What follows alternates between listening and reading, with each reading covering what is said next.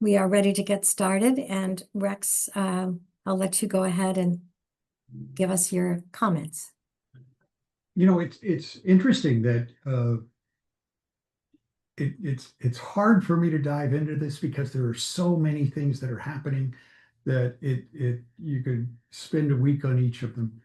And you know, I'm 73 years old, and I'm busier now than I've ever been in some respects.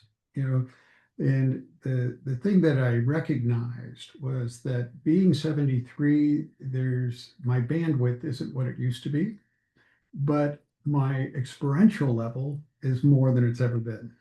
And now with AI, I find that I have become incredibly efficient because I don't have to spend all the time doing the research.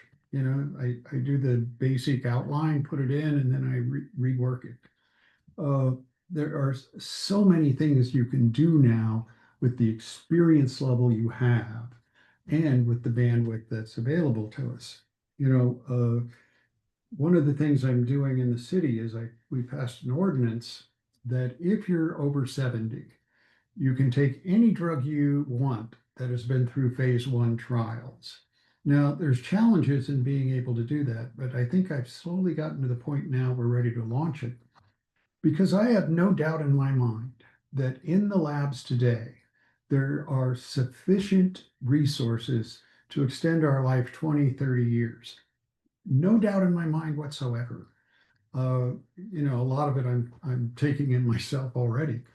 Uh, the other day I was in a trial and I was down on my hands and knees because the witness was lying, and I wanted to show he was lying, so I did a first person and walked through it with him. The reason I'm telling you this story is because several people in the courtroom were astonished that I was able to get down and up without, you know, any problems whatsoever. And then it occurred to me that, yeah, I guess most 73-year-olds have trouble getting up off the floor. I'm excited about what Kathleen is doing simply because I think we can develop a program. You know, I funded the USC Longevity Accelerator, and it's all coming together now. Not only are we going to live longer, we're going to be smarter. I think we're this close to solving dementia. In fact, I think it's solved in the labs. The what we can do now is just astonishing.